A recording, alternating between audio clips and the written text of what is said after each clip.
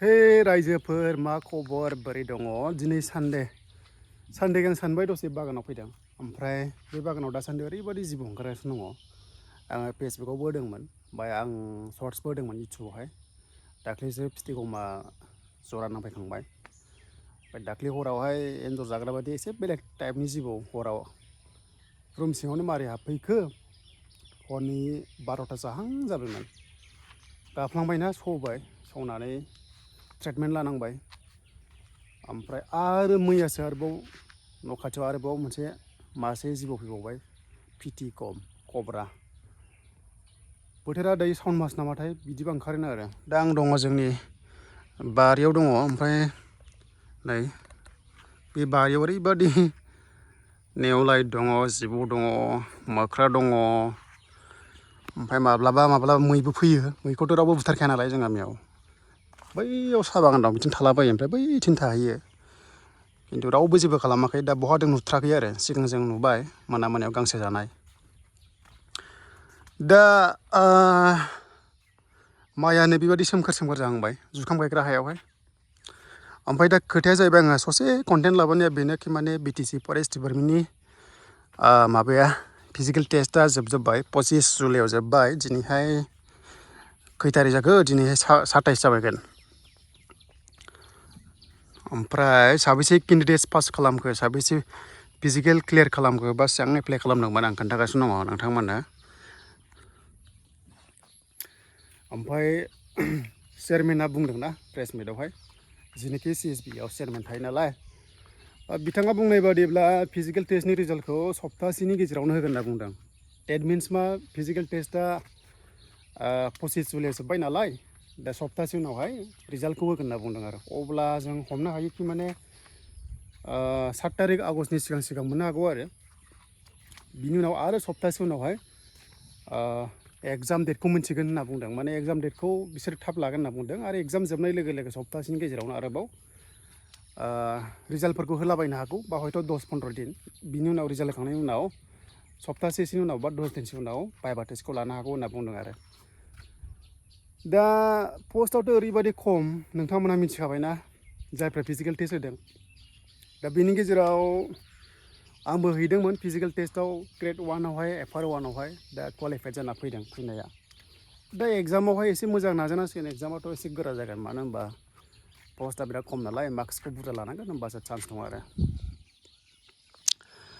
बे भिडिअआ जेबो काट कुट गैया डाइरेक्ट आपल'ड जागोन टटेल केन्डिडेट्सआ बेसेबां दङमोन नोंथांमोनाथ' मिथिखागौना खायसे जायफ्रा इन्टारभिउ होदों खायसेथ' मिथिनाय नङा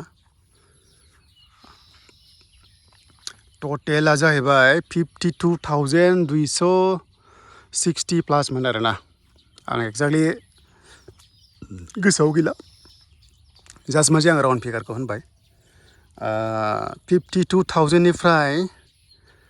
बिसांनाखि दासिम फिजिकेल क्वालिफाइड खालामो दा बेखौ चेयारमेना बुंनाय बायदिब्ला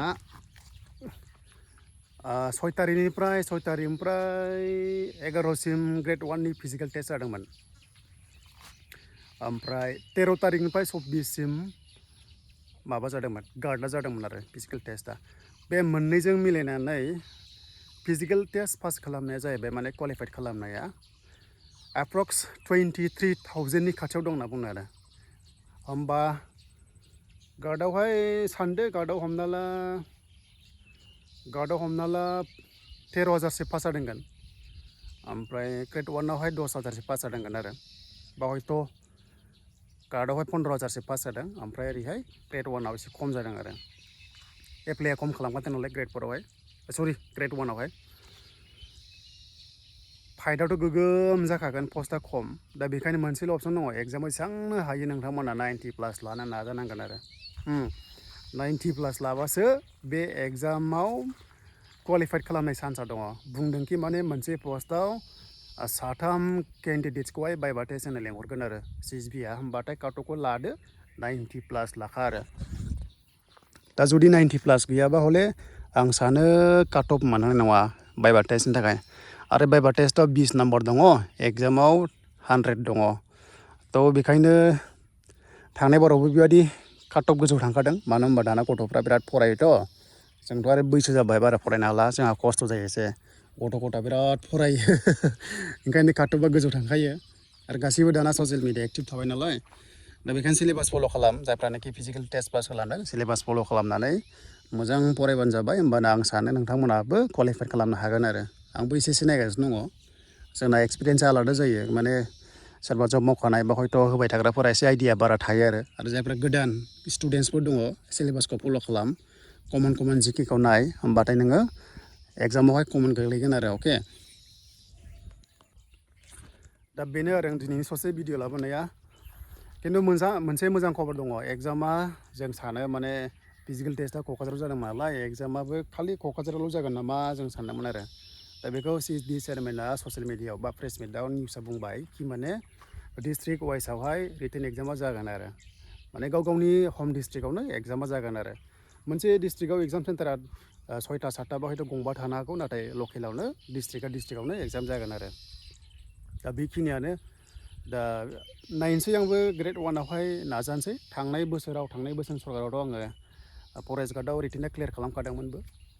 नाथाय भाइभाखौ होनाय जायाखैमोन माने आङो गार्डआव इन्टारेस्ट मोनाखैमोन आरो मावनो जेनेबा हमना ला नांथ'लागोन बावहाय FR 1आवहाय थांनाय बोसोराव डिसक्वालिफाइड जादों एबार FR 1आव नाजाफिनसै माने गोसोआ FR 1आवसोमोन नालाय गार्डआवहाय नङामोन नालाय दा अब्लाबो एबार FR 1खौहाय नाजानानै साक्सेस जायोना जाया नायनांसिगोन आरो इसोरा अनोबा जुदि पस्ट खमबाबो मालाबा खाफालाव थाबा मोनो आरो आं लास्टलि बेखौनो बुंगोन जाहाथे गभर्नमेन्टआ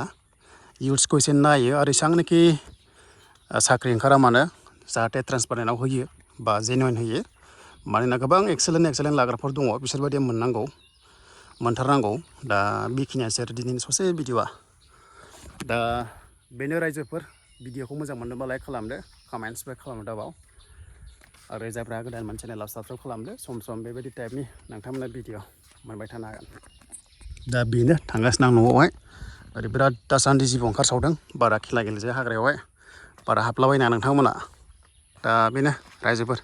न'आव थांसै आरो भिडिअखौ आपल'ड खालामसै जेबो इडिट गैयाबाव